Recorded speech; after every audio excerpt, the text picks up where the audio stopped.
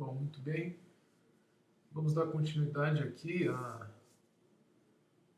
ao assunto que começou a ser abordado com relação ao Foro de São Paulo. E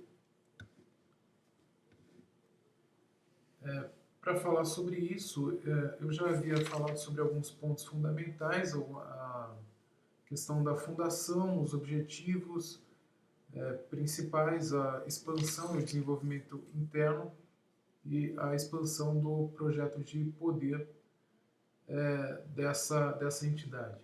Né? Só para falar nesse segundo vídeo, como eu comecei a conhecer, né, a saber um pouco sobre essa entidade.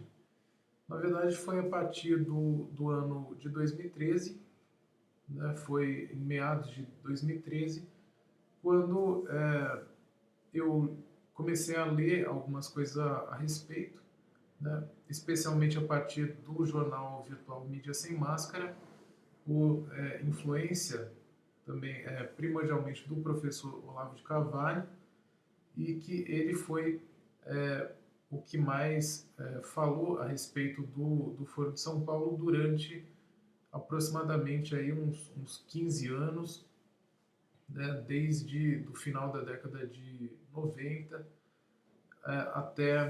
até hoje. Né? E teve também outras pessoas que falaram a respeito. Né? Existem livros sobre esse assunto. Esse livro, não sei se vai dar para ver aqui, mas é Conspiração de Portas Abertas, né, que são como o movimento revolucionário comunista ressurgiu na América Latina através do Foro de São Paulo. Né, o organizador é o Paulo Diniz Zamboni, pela Realizações. Aqui é um dos principais livros que trazem aqui a abordagem das atas do Foro de São Paulo e também artigos do jornal Mídia Sem Máscara que fala sobre isso.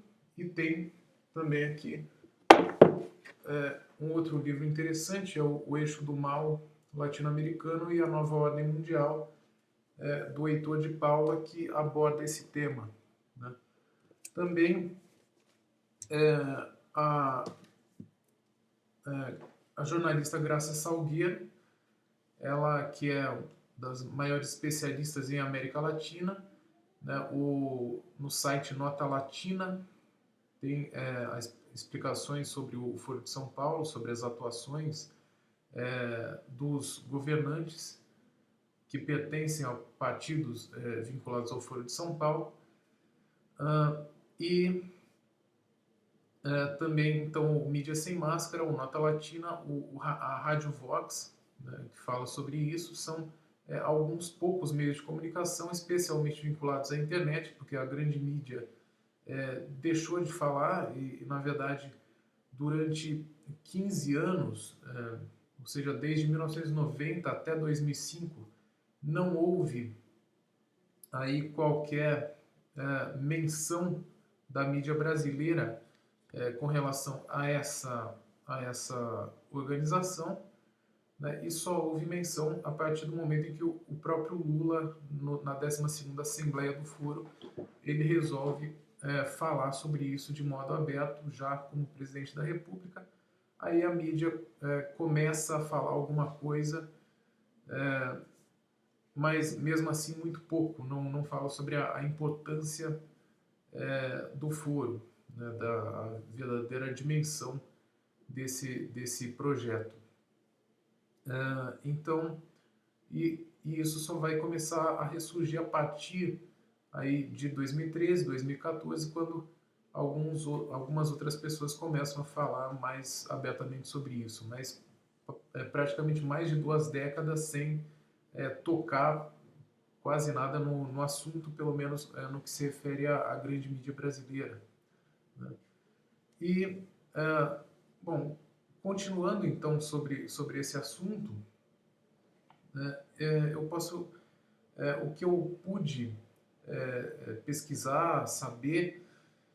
Foi isso que eu falei no primeiro vídeo, e com relação a algumas especulações e alguns fatos que vêm ocorrendo nos últimos tempos, né? Qual que vai ser, portanto, a dimensão dessa questão do Foro de São Paulo no que se refere ao Brasil, né?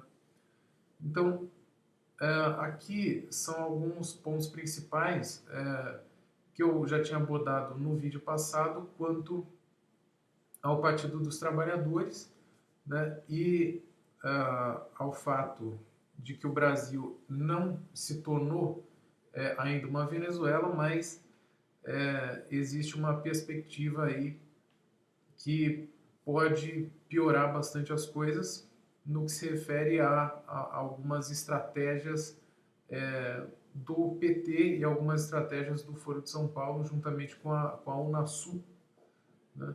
E eu vou falar um pouquinho sobre isso, né?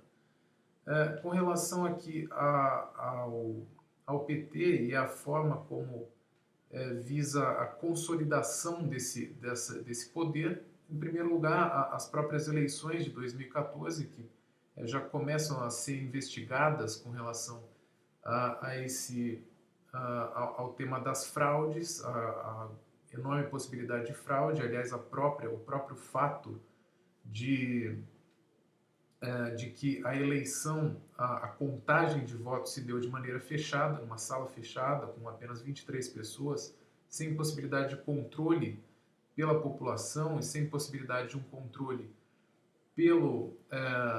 por quaisquer partidos, por partidos de oposição.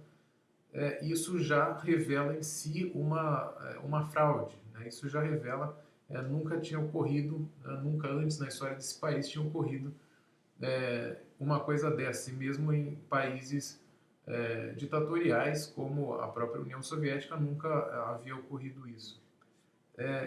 E essa questão das fraudes, a própria empresa Smartmatic, que foi aqui foi contratada para organizar no plano eletrônico as eleições, né, as urnas eletrônicas, ela já teve diversas denúncias de fraude. É uma empresa venezuelana, tem participação de capital por parte do governo venezuelano, e já teve denúncias nos Estados Unidos, é investigada nos Estados Unidos, na própria Venezuela, e provavelmente vai ser investigada no Brasil, né? Então, essa chegada do PT ao poder por mais 4 anos já é algo que envolve diversas denúncias de fraude, né?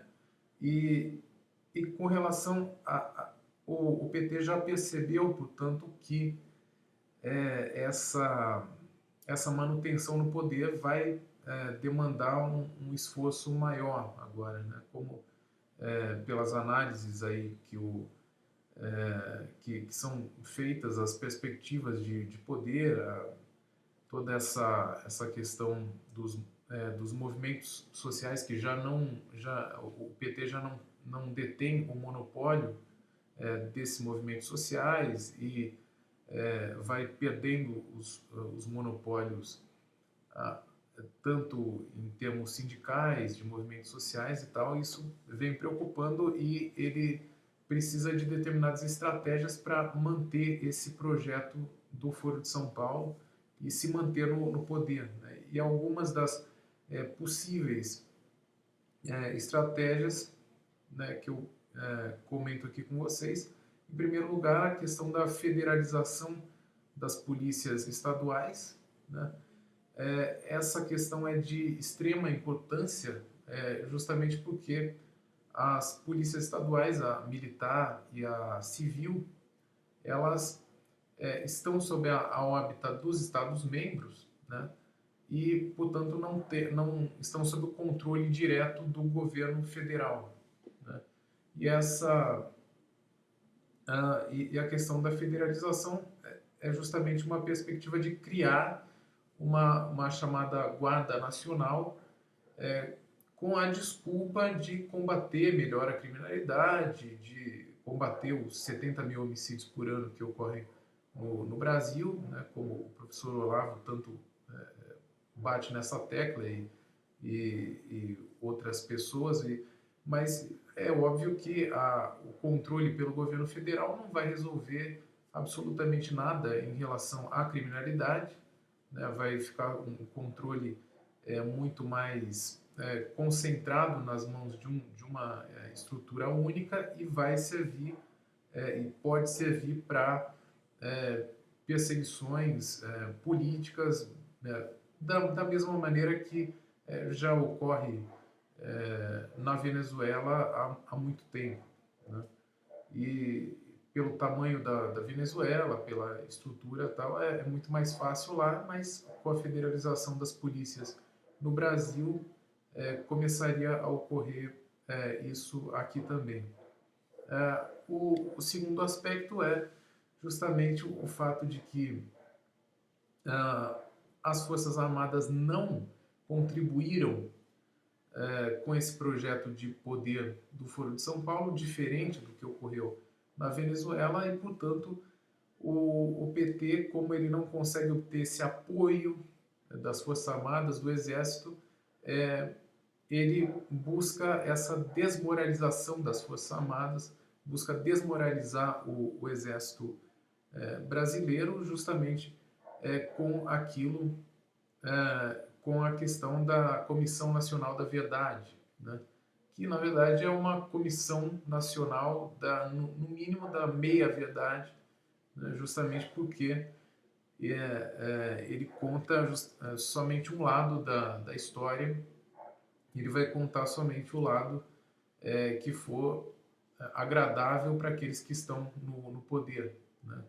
Justamente que não contam o aspecto de que antes mesmo do regime militar, já desde o início da década de 60, desde 1961 pelo menos, já existiam guerrilheiros armados, treinados em Cuba, alguns na China, alguns a partir da própria União Soviética, e que vinham para o Brasil para instaurar um regime comunista, para instaurar uma grande Cuba no território nacional, né? E de que, portanto, o regime militar ele buscou combater essa guerrilha armada.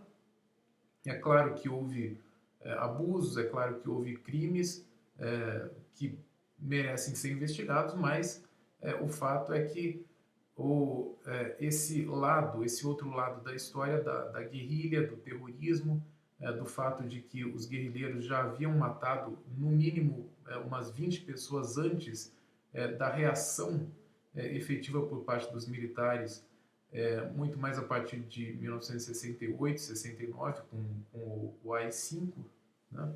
Essa parte da história não é contada a parte de que os guerrilheiros acabaram matando aproximadamente 120 ou 130 dentre civis e militares nesse processo todo, né? E que a maioria dos mortos do lado da esquerda foram de guerrilheiros armados, né, terroristas, portanto, e que queriam implantar um sistema ditatorial, um regime totalitário comunista no Brasil, como o próprio Fernando Gabeira já se pronunciou, como o próprio Eduardo Jorge, o então candidato do Partido Verde à presidência da República, ele confessou também isso, apenas a Dilma não confessa, né?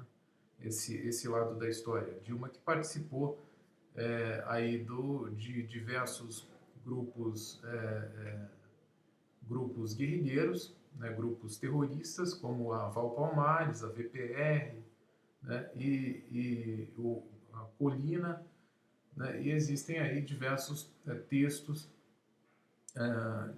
diversas formas de comprovação, né, a questão, a Verdade Sufocada, o livro A Verdade Sufocada, ele conta melhor essa história.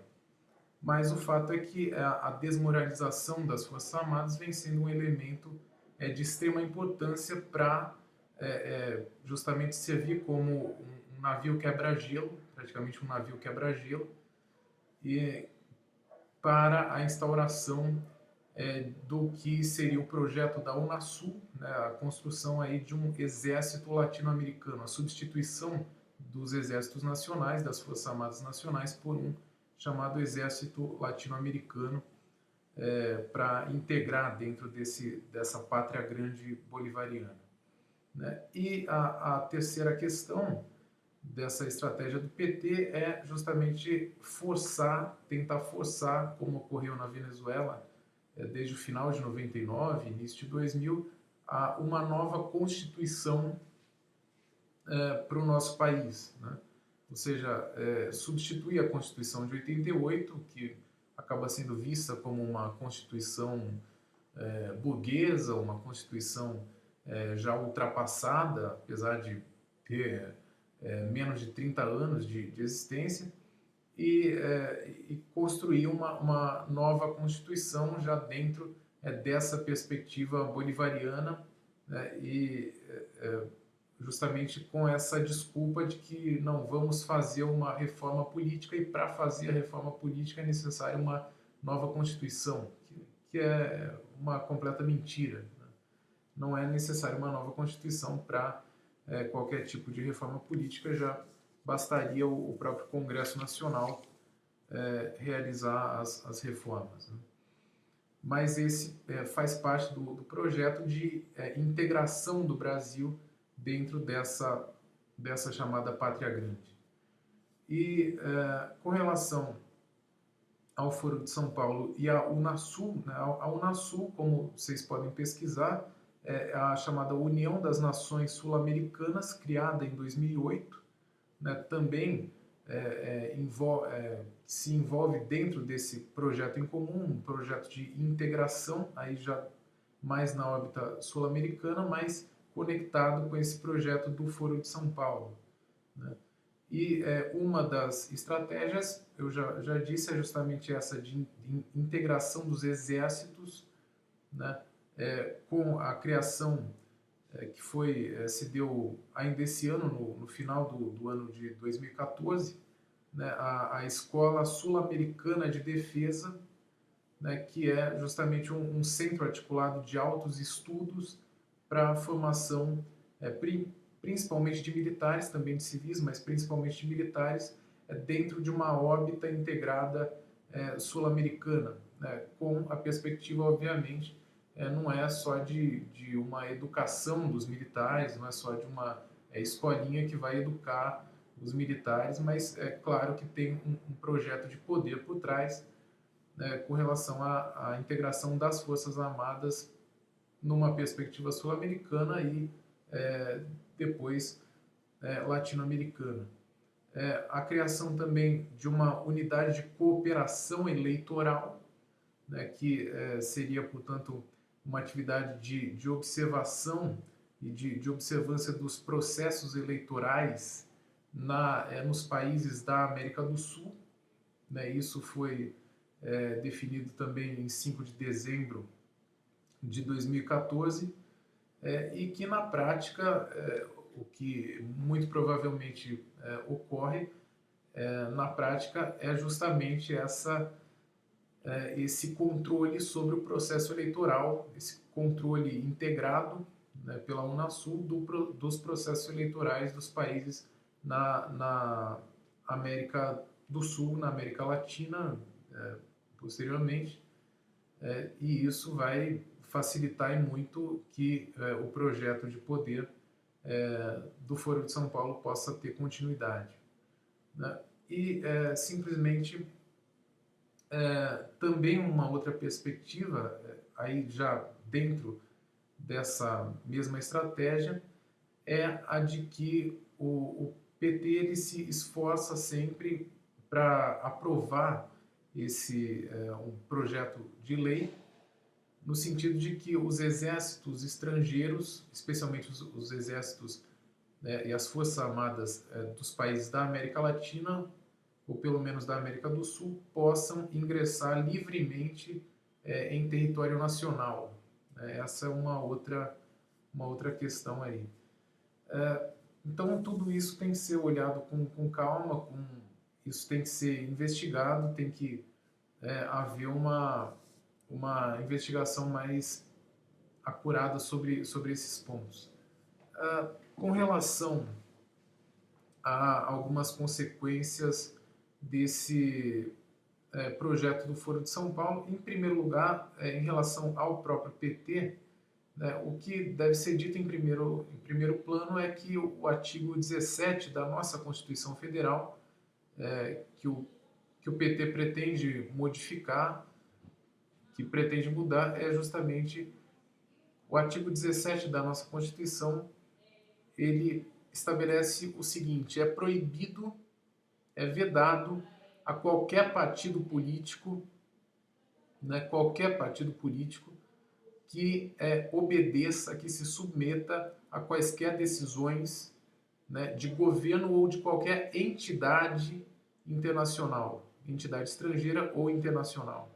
O Foro de São Paulo, apesar do nome, né, que confunde muito, parece que é uma entidade nacional, uma entidade paulista, mas não tem nada a ver, é uma entidade latino-americana, uma entidade estrangeira, né, internacional, e que estabelece que tem o idioma, aliás, é um idioma espanhol, né, como vocês podem ver pelas atas de assembleia, e essas decisões das atas de assembleia do Foro de São Paulo, elas precisam ser assinadas pelos partidos e são obedecidas, né, pelos governantes e pelos partidos em questão, inclusive pelo PT, que foi, portanto, sócio fundador dessa entidade. Portanto, há 24 anos, o PT descumpre aquilo que vem disposto pela Constituição Federal, e há 12 anos se encontra no poder no Brasil. É uma coisa que deve ser, portanto, posta em questão, inclusive no aspecto judicial mesmo, né? Da própria existência desse partido dentro dos moldes que ele estabeleceu, né? Ou seja, como um partido que se submete a decisões de uma entidade estrangeira latino-americana. Ele também, um outro ponto é que o PT faz parte dessa entidade que envolve organizações criminosas, como já disse no primeiro vídeo, que envolve as FARC, o MR chileno, os zapateiros e outros grupos criminosos, terroristas, narcotraficantes, e, portanto, qualquer partido que se envolva, legalizado ou clandestino, que se envolva nessa organização, é, no mínimo, cúmplice dessas entidades criminosas, e isso deve ser posto em questão também, né? O fato é que o PT, desde da sua chegada ao poder em 2003, né, vem tentando esconder da sociedade brasileira esse verdadeiro projeto de poder, que é o projeto latino-americano. Ele, vocês se recordam, já desde as eleições de 2002, o PT procura se colocar, diferente das eleições anteriores, de 94 e 98, como um partido social-democrata normal, como se fosse um partido de centro-esquerda, que é completamente incompatível com o radicalismo ideológico que ele professa no próprio Foro de São Paulo e nas suas assembleias e atas internas, né? E ele vem tentando esconder esse projeto da criação da chamada Pátria Grande Bolivariana, tentando administrar e pôr panos quentes nessa questão, né? Com relação ao próprio Brasil, né, o que a gente pode dizer é o seguinte, é que cada vez mais esse projeto de uma criação de forças armadas latino-americanas, né, ou seja, como uma substituição das forças armadas brasileiras, a desmoralização do exército brasileiro, e o próprio fato de se discutir a possibilidade de uma nova Constituição bolivariana, uma integração regional na qual o Brasil perderia, na prática, a sua soberania, isso já é algo que deveria ser descartado de maneira cabal, ou seja, é algo que afronta a própria Constituição, afronta a soberania popular, a soberania do povo brasileiro, que tem a sua própria cultura, que tem os seus próprios ideais e que não se envolve com os ideais dos outros países. Né? Seria esse projeto do foro é justamente aquilo da construção de uma de um Estado artificial, como se deu parecido com o que se deu no leste europeu com a União Soviética, né? Ou seja, a integração de mais de uma dezena de estados, tá? Dentro de um Estado artificial com um ideário em comum, né? Com esse ideário que seria o comunista, né? E, portanto, coordenado na prática dentro desse eixo, né? Que dentro do Foro de São Paulo seria esse eixo Brasília, Caracas e Havana, né? Que seria o eixo coordenador do Foro de São Paulo, que concentraria os poderes políticos nas mãos do PT, do Partido Comunista Cubano, e também do partido que comanda a Venezuela. Então, a perda completa da soberania, da democracia, tá? E com relação àquelas pessoas que afirmam, como eu infelizmente já cheguei muitas vezes a pensar também, que o comunismo é uma realidade que já não existe mais, que acabou com a União Soviética, que hoje só existe o chamado capitalismo de Estado, que simplesmente esse negócio de comunismo não, é algo que não precisa ser discutido mais. Eu peço que leiam, né, aqui os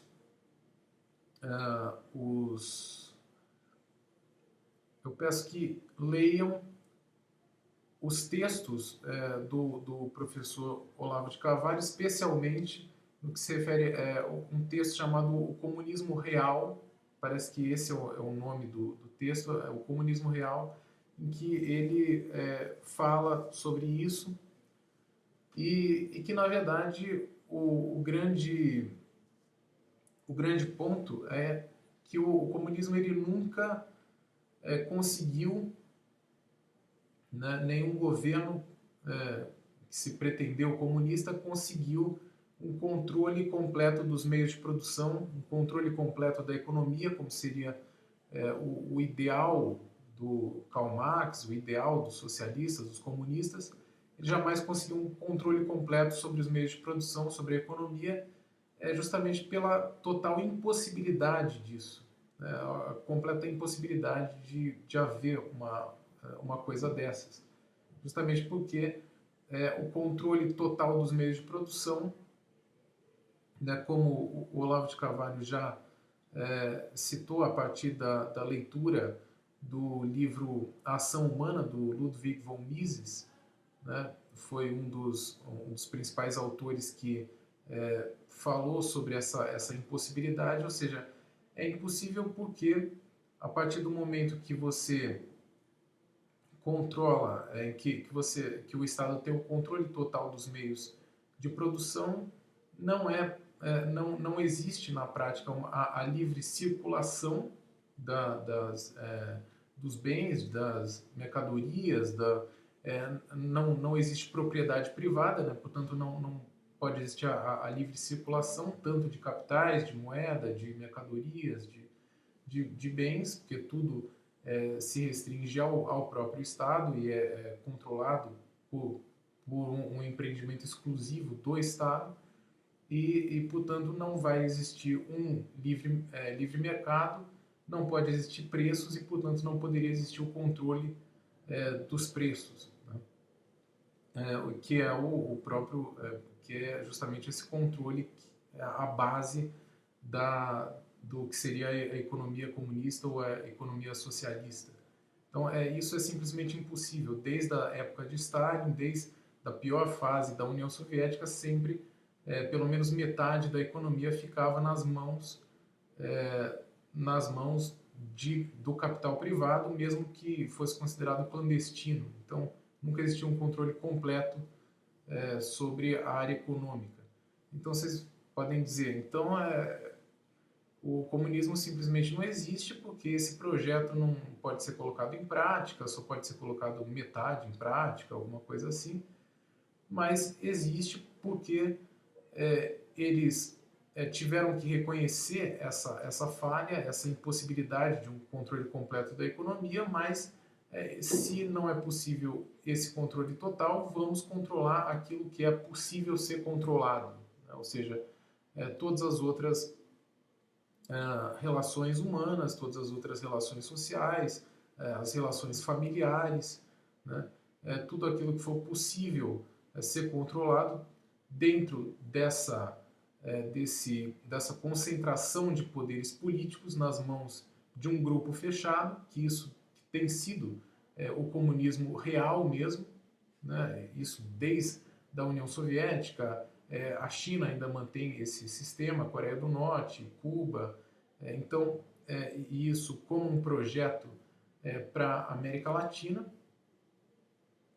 simplesmente esse controle excessivo, essa concentração de poderes, e vocês podem perceber que aos poucos isso vai sendo realizado com pequenas leis, e sempre com essa orientação, né, que vocês podem perceber o quanto o discurso de ódio do PT, o discurso de criar sempre esse ódio de classes, né? Sempre entendido classes de uma maneira extremamente ampla, uma maneira completamente indeterminada, ou seja, o ódio e a inveja entre pessoas, né? Seja tanto entre ricos e pobres, ou entre as elites e o povo, né? Ou como o PT queira colocar esses termos, ou entre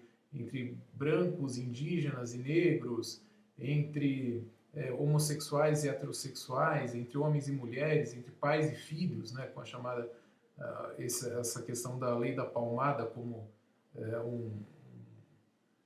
praticamente um cavalo de Troia dessa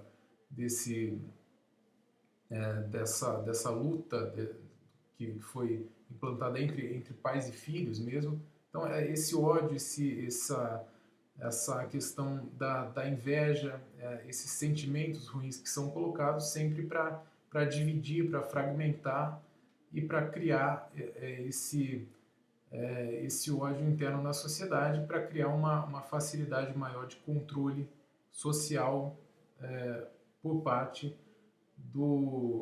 desse projeto que pretende ser implementado. O que eu pude dizer a respeito do Foro de São Paulo foi o que eu pesquisei, o que eu procurei saber a partir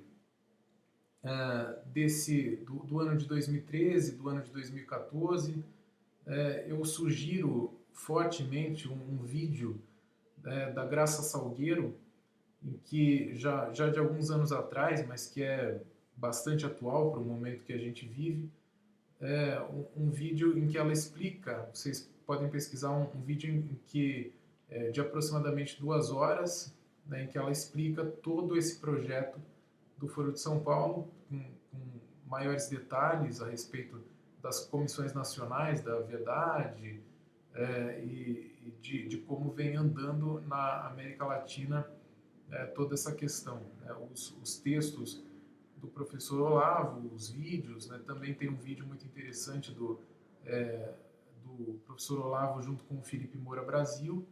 E para quem ainda não acredita, né, as próprias atas de assembleias, as assembleias internas, os vídeos do próprio Lula, especialmente o de 2005, o de 2011, a 12ª Assembleia do Foro de São Paulo, a 17ª Assembleia, os vídeos do Hugo Chávez, do Nicolás Maduro e da própria Dilma Rousseff. Enfim, tem uma ampla divulgação a respeito disso, né? não é conspiração, justamente porque se para ser conspiração seria necessário que fosse secreto e isso tem sido cada vez menos secreto.